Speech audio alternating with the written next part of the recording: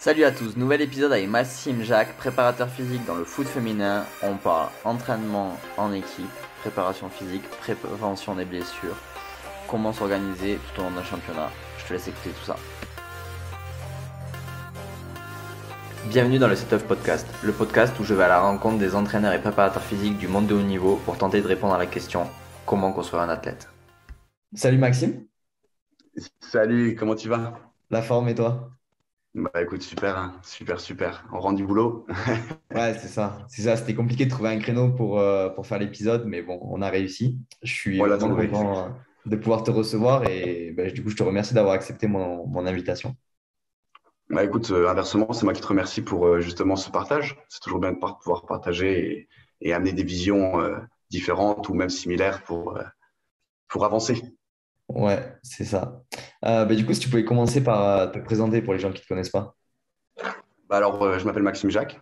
Je suis actuellement préparateur près de Paris, à Fleury-Méragis, pour le club du FC Fleury 91, dans la section féminine qui se trouve actuellement donc en D1 Arkema, la Ligue 1 féminine Ok. nationale. J'ai auparavant été donc en Ligue 1 luxembourgeoise. J'ai pu avoir 3 clubs, Ok. dont le dernier, l'Union Titus Pétange. On a eu la chance à l'époque de pouvoir faire la qualification de l'Europa League. Mm. Et le début de ma carrière s'est fait au niveau du volleyball avec l'équipe nationale du Luxembourg. Donc j'ai commencé dans ce pays qui m'a permis vraiment de créer des galons, de pouvoir créer une expertise, créer des tests, une vision des choses un peu différentes. Parce que c'est vrai que Luxembourg, c'est un petit pays, donc la marge de développement est aussi assez rapide. Donc Ouais. après, en tant que frontalier français qui travaille au Luxembourg, j'ai toujours voulu travailler en France et actuellement, me voilà ici. Ouais, bah, cool. Du coup, sport féminin, tu as toujours fonctionné du coup avec du sport masculin. Euh, Petites adaptations ou t'as géré ça? Ben, c'est vrai que quand on m'a proposé le poste donc pour le football féminin, je me suis dit, il y a eu plein de questions. Je pourrais même pas dire qu'est-ce que je me dis parce que plein de questions sont venues en tête et surtout la question d'adaptation. C'est toujours, je marche par mots-clés et là, c'était le mot-clé adaptation. Et après, je me suis dit, pourquoi pas accepter ce challenge pour justement voir les choses différentes, pour se remettre en question.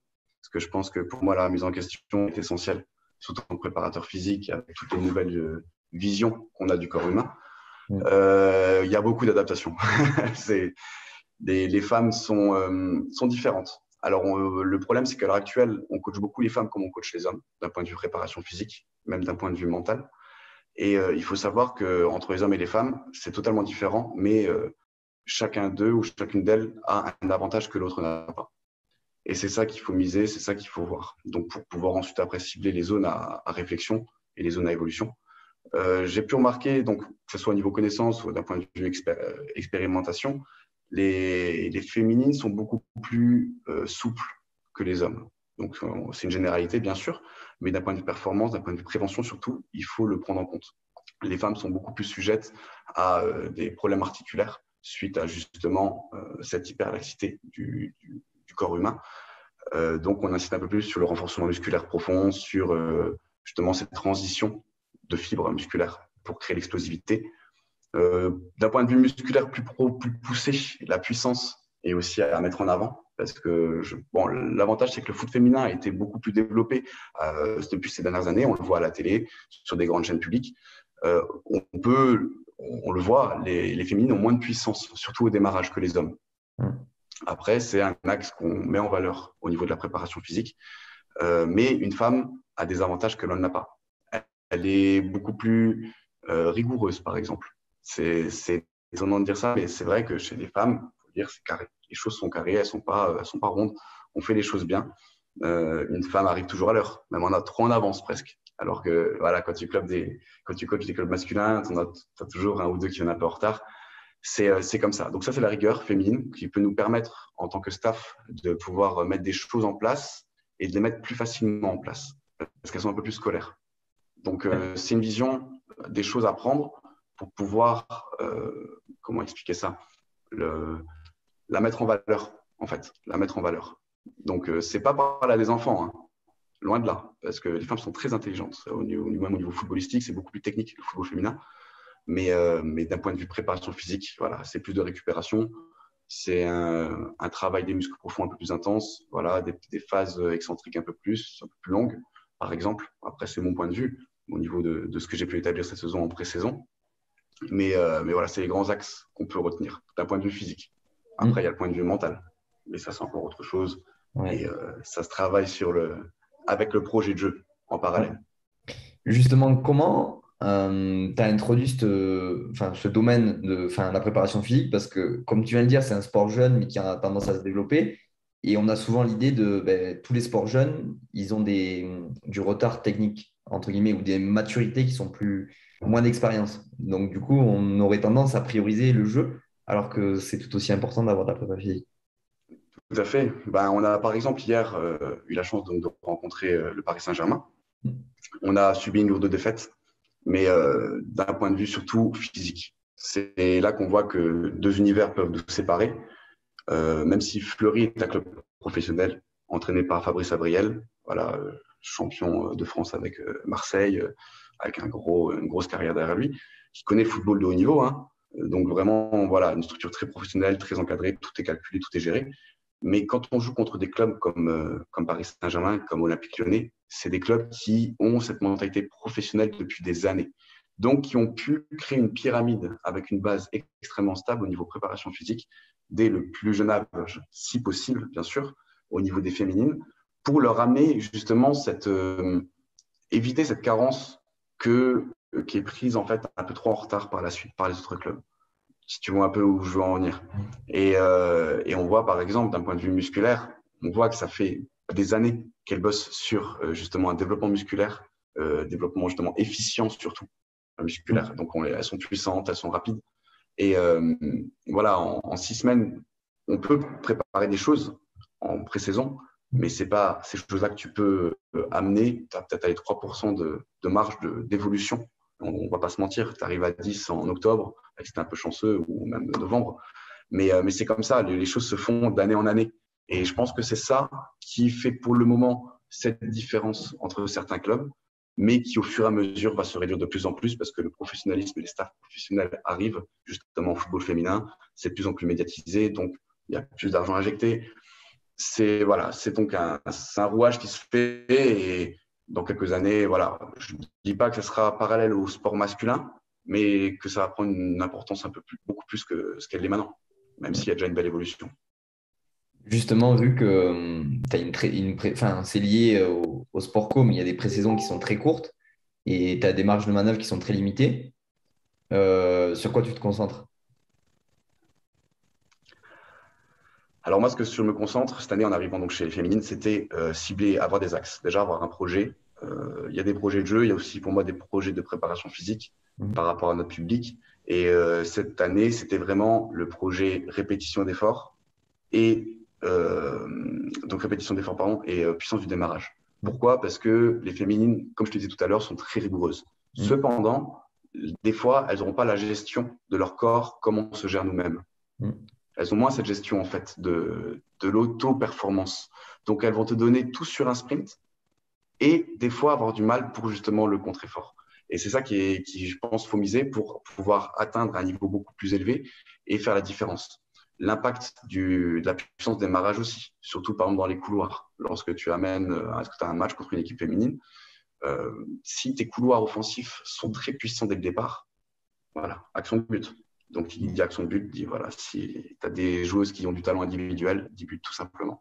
Donc, tu vois, c'est ce genre de choses voilà, qu'il faut amener. Donc, vraiment, prendre la préparation physique et l'additionner comme un puzzle avec la technique, la tactique que je veux amener le coach, le dispositif, le système.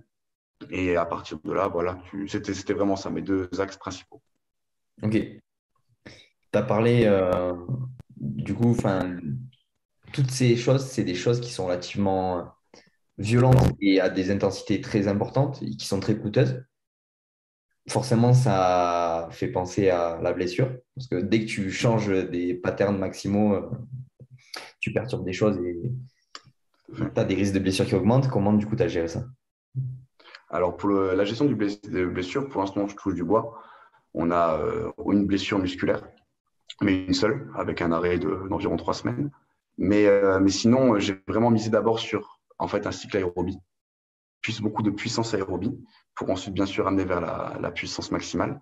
Et j'ai amené des transitions entre chaque filière. Déjà, une transition entre l'aérobie maximale et les intermittents pour vraiment forcer le corps à s'habituer à la répétition, ce qui est important, surtout avec une charge progressive d'intensité. D'un point de vue cardiaque, donc j'ai amené justement des intermittents de plus en plus courts, bien sûr, mais j'ai vraiment voulu d'abord vérifier via les GPS l'intégration de ces avant de passer à une autre. Et à partir de là, je peux commencer à mélanger. Et d'un point de vue musculaire, j'ai beaucoup travaillé sur l'excentrique, voilà, sur le nordique, sur le Copenhague, qui pour moi sont la base en préparation physique et en prévention de blessures. Mais ce qu'il ne faut pas oublier, c'est qu'un athlète qui ne se blesse pas, d'un point de vue chaîne postérieure, par exemple, au niveau des sprints, c'est un athlète qui fait des sprints. Pourquoi? Parce que si toute la saison ou même la pré-saison, tu fais une préparation physique qui n'est pas assez intense au niveau intensité pour la fibre musculaire, au niveau contraction, relâchement, eh ben, tu vas malheureusement, en match, amener un athlète qui n'a pas l'habitude de cette réactivité. Parce qu'en match, tu penses à rien, tu fonces, tu as 140%. Et là, ta fibre musculaire n'est pas prête. Et là, le risque de blessure est beaucoup plus accru. Donc, faire des sprints, amener avant, bien sûr, une puissance de plus en plus intense et maîtrisée, calculée, au niveau de la charge de travail, au niveau de la planification, de la quantification. Et aussi, il y a un autre point de vue que j'ai amené et pourquoi Fabrice Abriel m'a engagé dans la team, c'est la vision en fait neuroperformance. Comment ton corps s'est développé pour amener, je dirais pas des préférences motrices, je dirais des adaptations motrices. C'est un autre sujet encore. Et lui permettre en fait d'avoir un point plus fort que l'autre. Pourquoi? Savoir pourquoi, intégrer le comment et pouvoir en fait permettre à ton corps de minimiser en fait cette blessure. Non pas par un équilibre, mais par un équilibre adéquat. Ça peut être un équilibre, ça peut l'être aussi, tu vois. Donc, tout dépend comment ton corps s'est développé.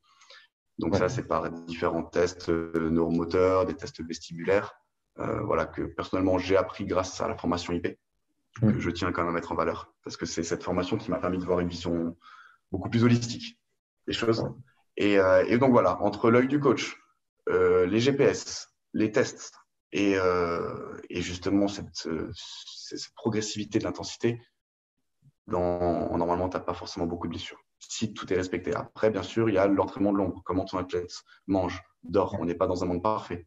Tu vois. Donc, et puis, quand tu as des athlètes qui viennent avec des sujets à blessure au club sans que tu le saches et qui ne te disent pas. Donc, ça aussi, c'est des choses à gérer.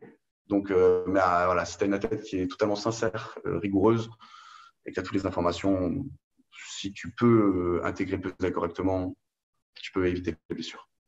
Ouais, c'est ça. Mais d'ailleurs, la formation IP de maths, on a fait un épisode, je ne sais plus quel numéro c'est, mais on l'a reçu sur le podcast. Math, il est partout. Ouais, c'est ça, mais ça vaut le coup d'aller l'écouter si vous ne le connaissez pas, il faut aller l'écouter. Ouais, c'est cette composante un peu de ce que tu appelais d'adaptation, où on est dans un sport relativement ouvert, avec des changements de direction et une notion quand même imprévisible, où on doit s'adapter à l'adversaire. Et si on n'entraîne pas cette variabilité, l'athlète, il ne peut pas s'adapter. Impossible. Je dis toujours, penser à un élastique. Froid, chaud. Au départ, il est chaud, on peut l'étendre. Il refroidit, on ne peut plus trop, mais si tu l'étends alors qu'il est froid, voilà, référence entraînement souple, match hardcore, ben, l'élastique il pète, tout simplement. Donc avant ça, tu mets deux, trois petits coups de chalumeau, et il a l'habitude d'être plus élastique, et puis voilà, mais t'en fais pas trop. Ouais. Comment tu as intégré ça avec l'aspect technique et notamment les situations de jeu? Parce que un athlète qui sprinte rapide, certes, il ne se blessera pas. On lui met un ballon et des coéquipières et des adversaires et un terrain et des cages, ça change tout. Exactement. Alors là, c'est par rapport au système du coach.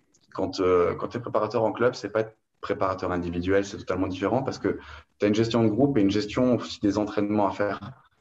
Parce que dans le monde professionnel du haut niveau, tout est lié en fait, mais vraiment tout.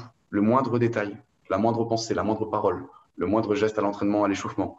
Et ça, il faut le prendre en compte. Donc forcément, quand on a un système spécifique, il faut le prendre en compte. Chaque semaine, par exemple, c'est comme ça que nous on procède, on a une thématique pour le projet de jeu. Et par rapport à ce projet de jeu, je modifie mes échauffements que ce soit avec ou sans ballon, par rapport à la filière énergétique, par rapport à la demande de la thème, du thème par rapport au côté tactique. Voilà, si on travaille par exemple les coulissements, si on travaille les transitions, peu importe. Donc j'amène ça dans les échauffements, mais mes échauffements sont… J'ai deux types d'échauffements en fait, selon les jours, selon les demandes du coach. Soit des échauffements un peu, comme je parlais avec mon collègue Romain Cachavenda, type hand, donc vraiment travail, mobilité sans ballon, travail dynamisme sans ballon, bondissement sans ballon, vraiment coordination, etc. au niveau neuronal. Et après, j'amène le ballon. Et j'ai un deuxième type d'entraînement qui est vraiment plus footeux, où là, directement, c'est ballon avec exercice moteur, exercice cognitif, avec thématique. Donc voilà, tout dépend. Tu as un exemple, par exemple, je sais pas, d'une semaine avec une thématique et un lien avec que ça soit On plus va imagé? prendre, ouais, on va prendre la, grosso modo, la semaine, par exemple, pas cette semaine-ci, parce qu'on est quand même proche, on est en plein championnat, je veux pas, on sait jamais. Mais là, on a fait une semaine un peu résistance. Donc, elle allait avec le thème résistance au niveau préparation physique, au niveau thématique du coach, par rapport justement à tout ce qui est pressing, pressing haut. Et on a fait pour pas l'échauffement, une thématique avec résistance. J'avais beaucoup amené à des bas défis de ball où tu faisais un exercice moteur. À partir de là, elle arrivait face en appui, comme contre une adversaire, comme Ouais. un pivot en fait. Il faut travailler la résistance au niveau du noyau du corps. La vision, il y avait un exercice cognitif avec un changement de direction selon le stimuli audio, visuel ou même, voilà, peu importe. Elle choisissait la direction, pardon, et finition selon l'exercice, selon le poste. Après, j'amène un peu comme ça dans mes échauffements. Et au niveau de l'exercice cardiaque, tu peux faire pareil. Si je refais un exercice 15-15, voilà, ça sera aussi dans la thématique, mais avec un effort. Parce que maintenant, la préparation physique est beaucoup plus intégrée.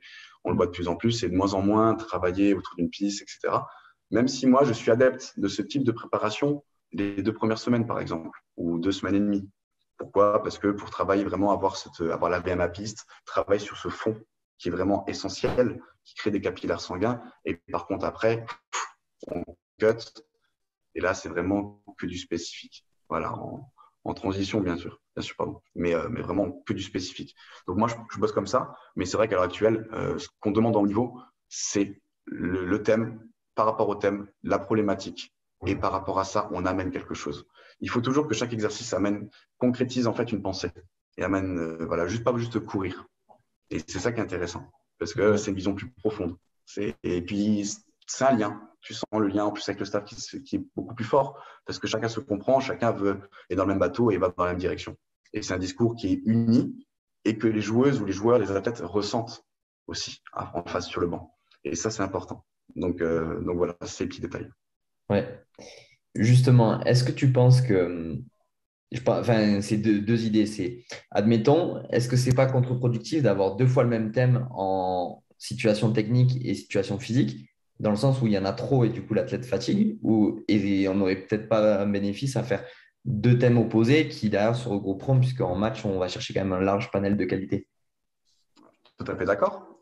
Et c'est là que justement, c'est pour ça que je te parle de selon les jours, parce qu'on a des jours où on va plus travailler le thème, les mises en place, etc. Et c'est là qu'on va amener ce type d'échauffement. Par contre, par exemple, en reprise, tu ne peux pas amuser à faire un thème. Le thème, c'est récupération active, basta. Comment régénérer ton corps et le réactiver. Tu vois, chaque jour a un peu son thème en fonction de l'échéance, que ce soit le vendredi, le samedi ou le dimanche, selon le jour où on a match. Ouais. Il y a une question que tu m'avais posée, c'était quoi déjà? C'était par rapport à. C'était quoi le début de ta question? Est-ce que du coup, il vaut mieux doubler entre Ah oui, guillemets. oui, voilà, c'est ça, doubler ou pas doubler. Alors, faire 2 fois de suite, ça ne sert à rien parce que c'est répéter les choses. Par contre, dans la même semaine, tu peux avoir le même thème, mais faire de façon différente. L'amener de façon différente parce que, comme partout, tu as des titres et tu as des sous-titres. Donc, tu as le même titre, mais par contre, tu as différents sous-titres. Et tu peux aussi les travailler, qui seront toujours dans le même lien. Tu vois, et bien sûr, par exemple, la finition. Tu vois, transition, par exemple, transition, finition. Donc, c'est des choses que tu peux facilement varier, facilement animer, surtout quand tu comprends pourquoi tu le fais. Et ça amène forcément après dans la tête des joueuses un fil rouge. Et les joueuses qui viennent de milieux professionnels, voilà, on a des joueuses qui viennent de l'Inter de Milan, de Bilbao, qui ont été formées au PSG, formées à Lyon, Les filles, elles comprennent le football, bien sûr, hein. Je vous le dis, voir un match féminin, c'est très beau. C'est très beau. Moi, j'apprécie vraiment beaucoup le football féminin. J'ai jamais eu de préjugés, mais en le vivant, c'est là que tu te rends compte réellement. C'est beaucoup plus, voilà, plus scolaire, mais ça amène des choses plus profondes aussi. Donc, voilà, c'est comme ça qu'on travaille. Varier, répéter, parce qu'il faut répéter, mais ne pas être contre-productif. Mm. Comment tu fais pour cibler la même qualité et gérer la charge dans des sphères différentes? Par exemple, tu fais de la résistance, donc du coup de jeu. Tu disais faire du Mhm. pressing. Admettons une résistance musculaire, une résistance énergétique et une résistance cognitive. Elles auront pas tout, enfin, il y aura des seuils de tolérance qui vont être différents. Et en plus, j'imagine selon le poste et encore un plus Exact, individuel. tout à fait. Alors, c'est exactement ça.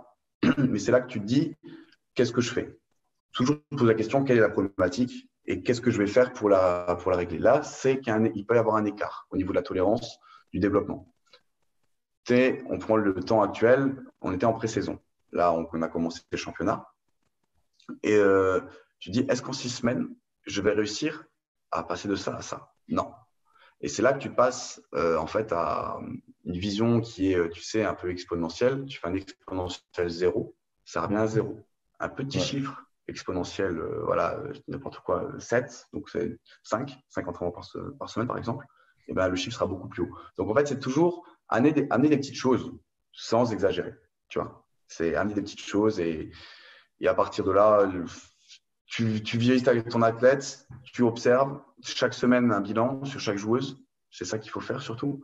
Et par rapport à ce bilan-là, tu vois quelle a été l'évolution. Le principal, c'est qu'il y ait l'évolution. C'est le principal. Mm. Mais après, sûr, par rapport au match, par rapport à la demande énergétique, des choix seront faits. Et c'est là que le coach, c'est son travail, c'est lui qui fait. Moi, je suis juste là pour ramener les joueuses en performance, minimiser l'écart, mais c'est là que le travail individuel se fait. Moi, par exemple, c'est cette semaine que je vais amener le travail individuel, les entraînements individuels. Je ne l'ai pas fait avant pour vraiment voir, observer en 6 semaines, sachant que tu as une semaine de test, tu as une semaine de stage, donc ça ne fait que 4 semaines réellement que tu es sur terrain, tu vois. Donc, euh, donc voilà, c'est comme ça que j'ai fonctionné et que je vais Mm. fonctionner. Ouais, parce que j'allais t'en parler. Et en plus de ça, enfin, t'es un prépa pour, j'allais dire, allez, vous faites des groupes de quoi, 10, 12, un truc comme ça, si tu as de la chance. Ouais, on est 22 joueuses. Donc, Ouais, c'est ça. Donc, si tu as de la chance, tu arrives à le diviser en deux. Sinon, ben, tu as t'as les 20 joueuses. Du coup, comment réussir à avoir ce travail individuel dans cette séance collective? bah alors déjà, c'est gérer la charge d'entraînement. Tu peux pas avoir une joueuse qui a une charge d'entraînement là et qui est là. Mm. Après, une qui arrive là, c'est pourquoi? Parce qu'elle s'est blessée, parce qu'elle a un petit souci, une petite élongation, un petit bobo, donc tu la mets un peu de côté 2, 3 jours, mais il va falloir rééquilibrer. Ou alors celle qui n'a pas joué pendant le match, qui n'a pas été sélectionnée ou qui a joué que 10 minutes. Mais là, ça s'appelle simplement le rééquilibrage de la charge d'entraînement. Donc, soit tu l'amènes dans la réserve pour qu'elle puisse jouer des matchs, pour qu'elle ait des kilomètres dans les jambes, pour qu'elle puisse reproduire son football d'un point de vue mental, d'un point de vue technique, peu importe. Et à côté de ça, d'un point de vue préparation physique, je vais, selon le jour, selon l'échéance, selon son échéance à elle, faire une planification et je vais la réthétiser en plus de l'entraînement. Donc, ça peut être avant l'entraînement, ça peut être, par exemple, on a une internationale camerounaise qui a eu un bébé donc, en début d'année et je l'ai réthétisé depuis maintenant 5 semaines et je l'ai remise dans le groupe, etc. Mais je l'ai prise à part à chaque fois. Elle n'était pas avec le groupe.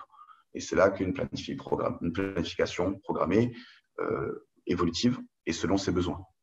Donc voilà, et bien sûr avec l'accord médical en amont. Parce que ça, c'est une chose qui n'est pas assez mise en valeur dans les clubs semi-pro, par exemple, c'est que le médical, il est dur à trouver. Soit il est cher, soit il est dur à trouver.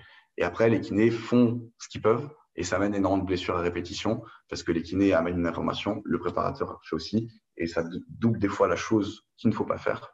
Et c'est ça, en fait, en pro qui est différent. Donc là, tu peux vraiment, tu as l'aval du médical, là, tu travailles, quoi. Tu as juste à planifier, tu la prends, elle a le temps, elle est payée pour ça. Alors, tu as le temps de te rentraîner. Moi aussi, je suis là à Paris, je suis payé pour ça. J'ai le temps de me déplacer, de l'entraîner en plus, tu vois, et tu as toujours le temps. Donc, c'est une question qui n'est pas forcément qui est pas compliquée parce que tu peux tout faire. Donc, tu as juste à bien planifier. Mm. Si ça répond à ta question, bien sûr. Ouais, c'est ça. Quels outils tu utilises du coup pour avoir. Il y a un des outils, du coup, tu m'as dit, c'est le médical, c'est à la fois l'entraîneur. Mais toi, quels outils tu as pour évaluer ses niveaux de charge et savoir que tu es dans les bonnes zones? Alors là, j'utilise, il y a voilà, trois facteurs, bien sûr, l'œil des coachs, les GPS, qui me permettent d'avoir justement la zone de fréquence, les zones à haute intensité, le nombre de sprints, d'accélération, de décélération, qui sont très importantes aussi. Ouais. À partir de là, je fais chaque entraînement, j'analyse chaque entraînement, je fais des bilans. Je fais un bilan à la fin de la semaine, donc avant le match, pour voir aussi l'état de fatigue des joueuses. Et un bilan donc toutes les 2 semaines et par mois, pour voir où est-ce qu'on en est. C'est là que j'étudie la charge des entraînements, je fais des graphiques, et généralement, fin de semaine, j'envoie l'indice de fatigue, qui est fait par la troisième composante, c'est les RPE, donc le questionnaire du ressenti de l'effort qu'on demande directement après la fin de l'entraînement. Donc voilà, je fais un indice de fatigue qui amène les RPE, la charge de travail euh, en comparaison par les GPS, et bien sûr, après, tout ce qui est analytique pure, hein, les sprints, les accélérations, des additions semaine en semaine de tes joueuses pour voir laquelle est la plus fatiguée, laquelle court le plus, selon le poste. Et donc voilà, c'est Mhm. sur ça que je me base principalement. Ok. Et du coup, sur le troisième, là, sur ce fameux RPE, on tombe dans la composante perceptive, psycho ou mentale. Tout à l'heure, tu as dit que c'était une autre chose, mais je pense que tu l'inclus, enfin, tu arrives quand même à influencer dessus. Ben, alors là, c'est complexe l'RPE, hein, parce que à la veille d'un match, ils te diront tout, ouais, c'était facile. Même si tu pourras tu te diras, je vais les faire travailler dans la fatigue, veille de match, par exemple en prépa. Mhm. Tiens, un entraînement bien dur, hein. Ils te diront, ouais, 3 sur 10, modéré. Mhm. Non, non, tu vois, c'est parce qu'elles veulent jouer aussi. Bon, après, tout dépend de la rigueur de tes joueurs, de tes athlètes. Mais on le sait après. En tant que coach, on le sait quand elles extrapolent ou qu'elles minimisent. On le sait. Mais généralement, une courbe de RPE est en relation avec la charge d'entraînement. Moi, depuis le début de la pré-saison, tous mes graphiques RPE sont légèrement supérieurs aux graphiques de charge d'entraînement. Et j'ai même remarqué qu'au fur et à mesure, que justement, que lorsque j'ai eu le pic de volume et qu'après j'ai commencé à le baisser et que j'ai augmenté l'intensité, en augmentant la charge d'entraînement des GPS, eh ben, j'avais une baisse de la charge des RPE. Pourquoi? Parce que la préparation physique était intégrée par l'athlète. Donc le RPE est mieux ressenti. Voilà. Puis il y a aussi après voilà, vu que c'est des féminines, elles ont une moins bonne connaissance de leur corps, donc peut-être que ça peut jouer aussi. Mais voilà, après un 15-15, un 10-20 ou un 5-25, t'inquiète pas qu'elles vont pas te mentir. Ouais, Elles te disent 7, 8, 9, ça c'est sûr. Donc voilà. ouais. Comment tu gères la composante psychologique qui est quand même, je pense, le public féminin, il est plus, enfin, plus dépendant de ça. Je sais pas de ton expérience, mais j'ai l'impression que c'est vraiment ça. Et ça peut vraiment Alors on faire va dire, basculer des situations de match. alors on va dire que si elle a du mal à courir, tu vas pas venir vers elle comme tu peux dire à un mec, allez, qu'est-ce que tu fous là? Tu vois, t'as enterré un mort ce matin? Ou tu dis c'est un homme, tu vois, soit il dit bon allez c'est vrai, ou soit il dit qu'est-ce que tu veux? La fille peut en pleurer. Tu vois, c'est une vision différente. Il faut être plus doux. Il faut être plus dans la compréhension, dans l'écoute et dans la pédagogie. Mais après, ça amène le même résultat. Donc, c'est une façon de faire qui est différente. Et encore, c'est qu'une généralité. J'ai des athlètes, il faut leur parler justement comme un homme presque. Donc, tout dépend. Mais après, oui, on va dire que le stéréotype dit que les féminines sont plus dans l'affect. Mm. C'est vrai. C'est vrai. C'est vrai, c'est vrai.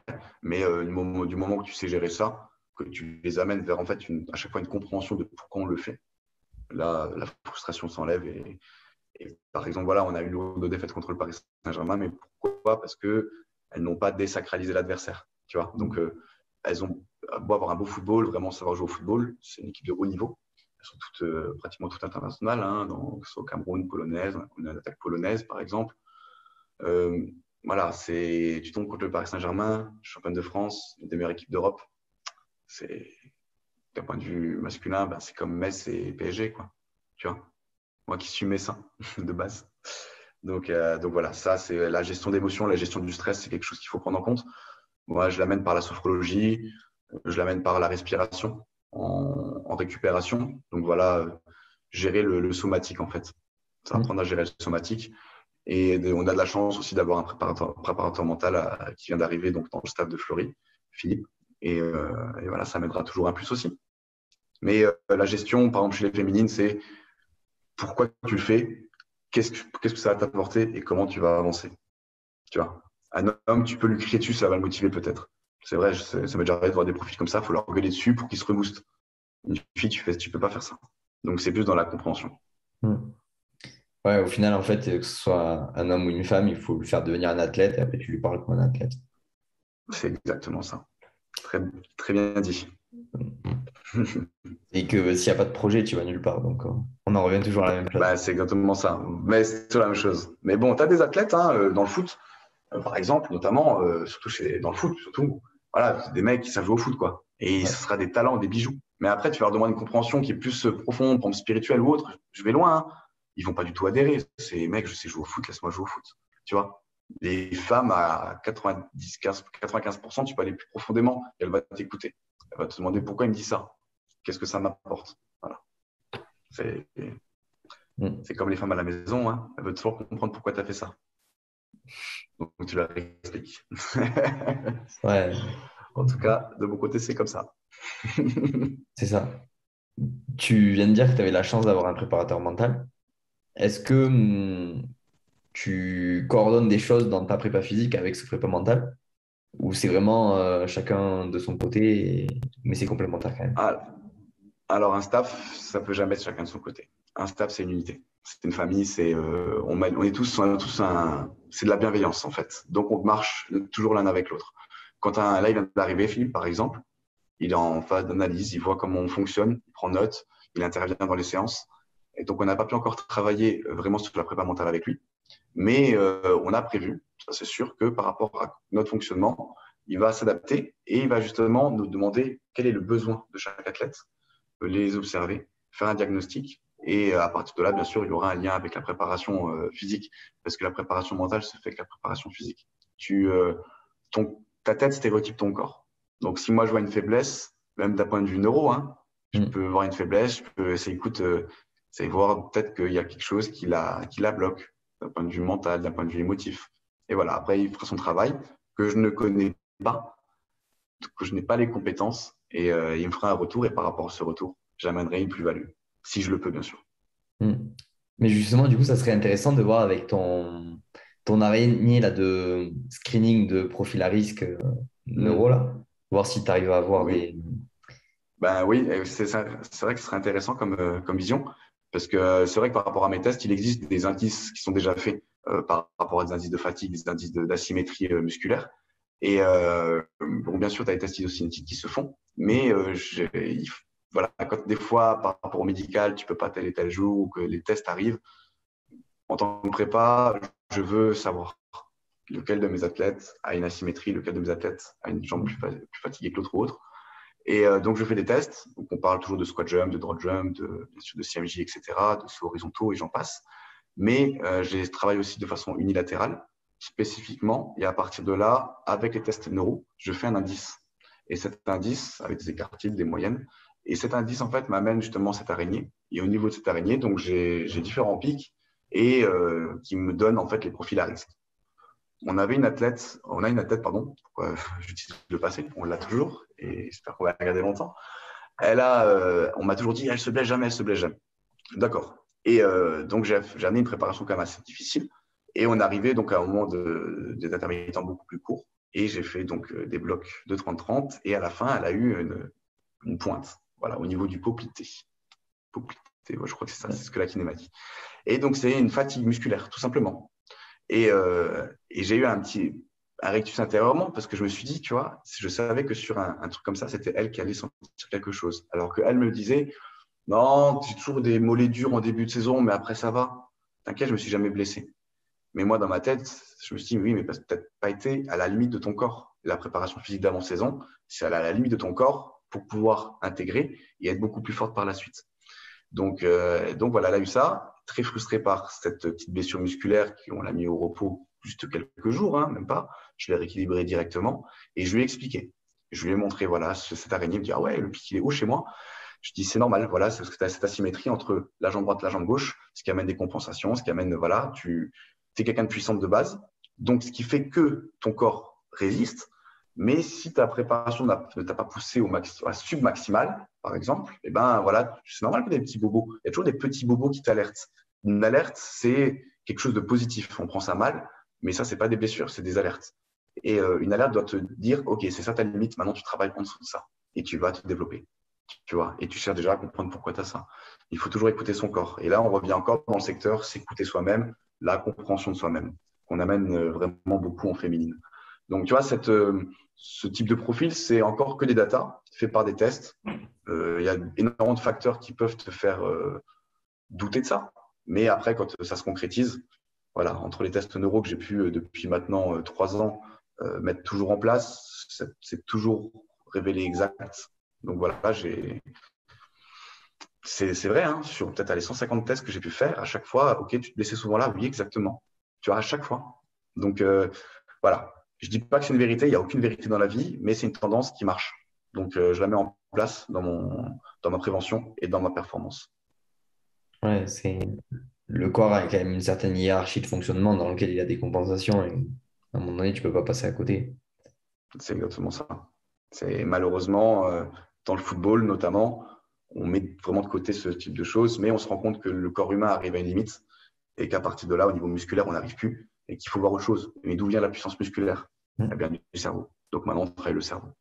Et voilà, c'est pour ça que l'IP a été précurseur en Europe par rapport à ça. Il bossait déjà là-dessus au Canada, au Québec, un peu aux États-Unis. Mais en amenant ça en Europe, c'est vrai que ça amène des choses totalement différentes, des pensées innovantes. C'est l'innovation pour moi.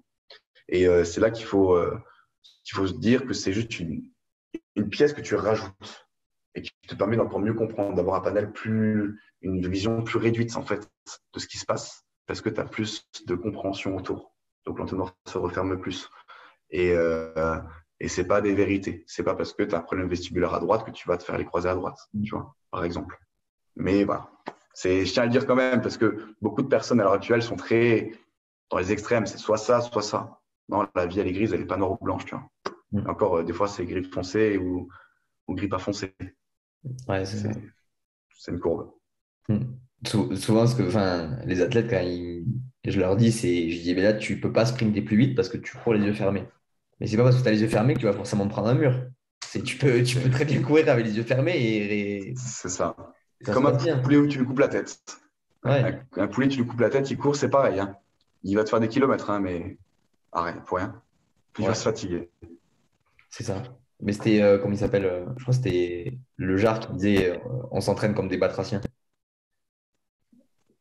Intéressant. Il me semble que c'était lui. Ou justement, Intéressant.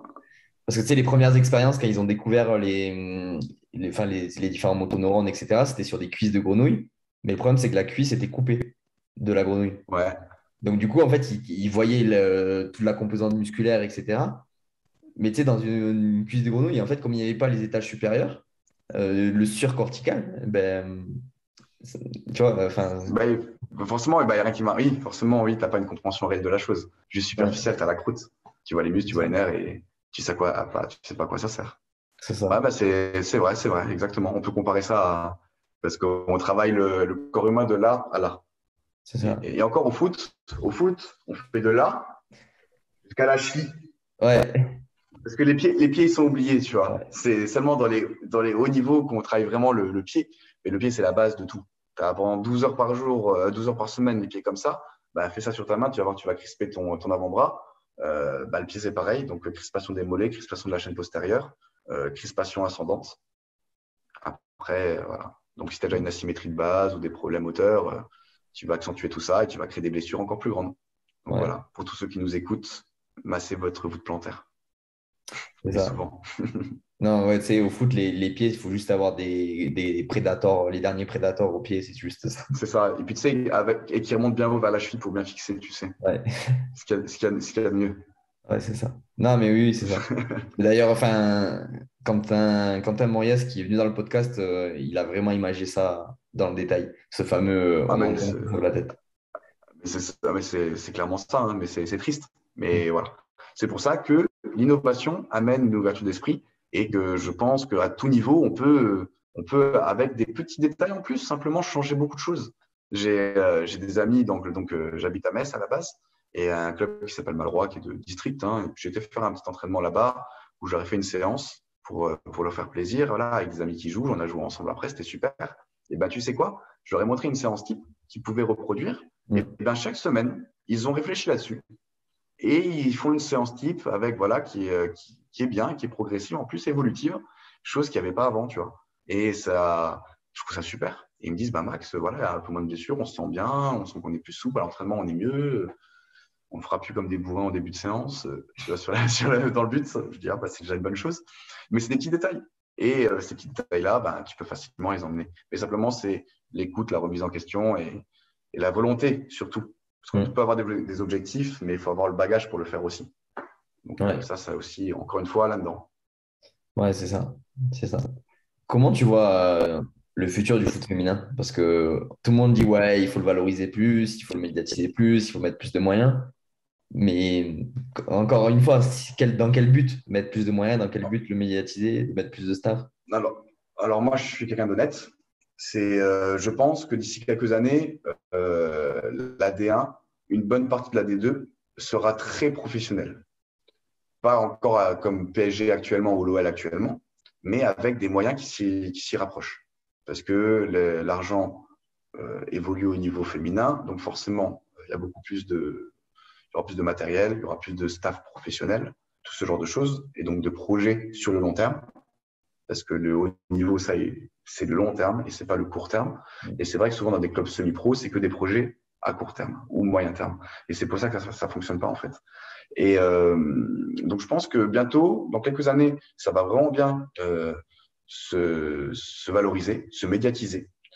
Mais je pense que ça n'arrivera jamais au sommet de ce que le foot masculin amène. Je parle au niveau, par exemple, de termes d'argent. Mm. Parce qu'il faut le dire, dans le foot masculin, il n'y a pas de mots.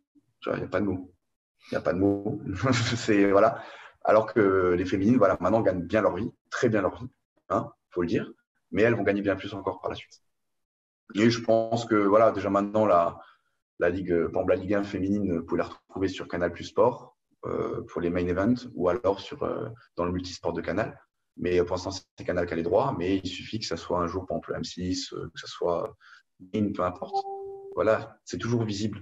Et Mm. simplement, après, c'est la pub qui sera engendrée qui va amener plus de visibilité et plus de moyens de spectacle. Ouais, ouais, c'est ça. Voilà. Si tu avais trois conseils à donner à un athlète ou une athlète qui nous écoute. Le premier, c'est connais-toi toi-même. Connais-toi toi-même. C'est la première chose. Écoute ton corps. Écoute tes blessures que tu as pu avoir, celles qui t'ont fait du mal et pourquoi tu les as eues. Essaie de faire un débriefing autour et savoir pourquoi tu les as eues. À partir de là, je dirais, fais confiance aux gens qui t'écoutent. Parce que en tant qu'athlète, euh, souvent, un athlète pense qu'on ne l'écoute pas. Parce que soit on va aller dans une Mm. direction ou autre qui ne comprend pas. Mais c'est pour lui. Donc, écoute les gens qui sont là pour toi. C'est aussi, mais que ce soit dans le niveau district ou le niveau professionnel, peu importe, hein, que ce soit les amis aussi ou le staff. Et en dernier, c'est simplement croire en toi. Travail. C'est travail. C'est prévention de blessures, c'est avoir ton protocole avant chaque match. C'est avant chaque match, même si tu es en district, encore une fois, tu prends un élastique, tu sais que tu as un peu près des ischio-jambiers, tu fais un peu de balistique dans le vestiaire, tu te masses un peu la voûte plantaire, tu prends un élastique que tu payes 5 euros au Décathlon et tu t'échauffes un peu les fessiers dans le vestiaire pendant que le coach y parle. Tu te fais ton protocole, tu demandes à ton staff qu'il te le fasse, s'il est compétent pour. Tu vois, c'est avoir des habitudes non pas professionnelles pour le professionnalisme, mais pour être à l'écoute de soi et justement amener de la performance. Donc, c'est trois conseils que je peux amener qui me viennent directement là. Peut-être que pendant la nuit, je t'enverrai un SMS avec des Ouais, meilleurs conseils, mais non, c'est les trois premiers qui me viennent en tête. ouais. Au final, cette boucle, elle revient parce qu'en fait, si tu t'écoutes, bah, du coup, tu prends soin de toi. Si enfin, tu vois, et du coup, en fait, les trois conseils, ils se auto-entretiennent. C'est exactement ça. C'est exactement ça. Ben, c'est un peu comme la règle des 3 P. C'est, si je me souviens bien, c'est entre le plaisir et la peur, tu as la performance. Mm. Tu vois, voilà, c'est toujours pareil. C'est un feedback, c'est une connaissance de soi-même, le yin et le yang, c'est tout ce que tu veux. Pour moi, le football, en fait, c'est aussi une vision de vie. Tu vois, je suis quelqu'un de très. Moi, j'aime bien avoir qu'il y ait tout, un lien dans tout, en fait, dans ce que je fais, dans ma vie privée, professionnelle. Et je sais pas, bien sûr. Mais quand tu apprends quelque chose dans le professionnel, c'est quelque chose qui t'apprendra aussi en comparaison dans le privé. Et c'est pour ça que l'évolution, la bienveillance, c'est la règle d'or, avec l'humilité. Bah écoute, génial. C'était encore une fois un épisode bien, bien intéressant. Écoute, j'espère que ça a pu répondre à certaines personnes. J'espère que ça peut amener aussi un peu plus de visibilité pour le football féminin. Et surtout, dans la visibilité de l'adaptation, de la préparation physique. Et ne pas trouver un truc sur Instagram, le reproduire parce que c'est cool, quoi. Toujours, pourquoi je le fais, quel intérêt et où est-ce que ça va m'amener. Tu vois, toujours trouver la problématique ou pourquoi tu dois faire quelque chose. Ouais, complètement. Si jamais les gens ils veulent te suivre, te retrouver, te poser des questions, où est-ce qu'ils peuvent faire ça? Bah écoute, je suis tout ouvert pour le partage. Donc sur Instagram, perform perform-du-bas, u-du-bas. Et sinon, même Maxime Jacques, Maxime et Jacques comme le prénom, sur Facebook ou sur Instagram, on me trouve facilement. Et j'ai aussi une chaîne YouTube avec quelques exercices pour mes programmes que je mets des fois dans mes programmes et qui en même temps peuvent donner des conseils pour les autres. Donc voilà. Bah écoute, Et n'hésitez génial. pas à suivre le club de Fleury, FC 91, soutenu Ouais, cette année en D1 Arkema. ouais, c'est ça. On Bah, en aura besoin. je mettrai tout ça dans la description et ouais, du coup, on souhaite le meilleur pour cette saison. Bah, on dit que le travail paye, donc on verra bien. Écoute. C'est ça. Bah écoute, génial. Bah, en tout cas, moi, je te remercie pour cette invitation et pour ce partage. C'est le dernier que j'avais fait, c'était pendant le confinement. Et c'est vrai que c'était déjà bien agréable. Donc voilà. Je te dis à bientôt. Bah ouais, bah écoute, si on a d'autres idées, pourquoi pas un second épisode, mais le truc, c'est que chaque fois, il faut trouver des thématiques qui sont pertinentes. Exactement. Qu'elle amène quelque chose. C'est ça, c'est ça. Et du coup, pour ceux qui nous écoutent, bah, continuez à mettre des petites 5 étoiles là sur les différentes plateformes. Ça fait toujours plaisir, même si ça prend 30 secondes. Et bah, nous, ça montre que bah, tout ce qu'on fait sur notre temps libre et les épisodes qu'on tourne, bah, ils servent à des gens. Et donc, c'est toujours cool de voir que ça sert à quelque chose. C'est l'éveil. Les gens veulent s'éveiller et apprendre. C'est ça. On a, grâce au podcast, on a, c'est une dernière parenthèse, hein, mais petit clin d'œil pour l'application No Minutes de Maxime. Et ben voilà, ça crée une communauté et je pense que c'est vraiment super de continuer à l'entretenir post-confinement. Ouais, Voilà. complètement. D'ailleurs, il y a la nouvelle version là, qui va sortir mise à jour, là, la 4.0, où ben, encore une fois, il passe énormément de temps et il essaie tout le temps de la rendre de mieux en mieux pour l'expérience utilisateur. Et bah, ouais, un petit clin d'œil quand même parce que ben, on fait des podcasts, mais si on n'a pas de plateforme pour les écouter, c'est toujours. Ben, c'est ça. Au lieu d'écouter les conneries à la radio, tu vois, sur Énergie, etc., écouter un petit podcast, le temps d'aller au boulot, tu apprends quelque chose et tu te dis, bon, ben, j'ai pas perdu du temps. Mais d'ailleurs, j'avais écouté justement un mec enfin, qui faisait des podcasts. Il disait là, j'ai déménagé. Avant, j'habitais à un quart d'heure de mon boulot. Maintenant, j'habite à 1 heure. Il était trop content parce qu'il dit ben, maintenant, j'ai 45 minutes de plus pour écouter les podcasts. Mais c'est ça, exactement. Je faisais ça au Luxembourg quand j'étais frontalier. 45 Ouais, minutes aussi et allez, podcast. ouais, c'est ça. T'es tranquille dans les bouchons. Ouais, c'est ça. Comment bien utiliser son temps libre. Bon, ben écoute, encore Exactement. merci. Et, merci à toi. Hein. Merci à toi. On se retrouve la semaine prochaine pour un nouvel épisode. À la prochaine. Ciao.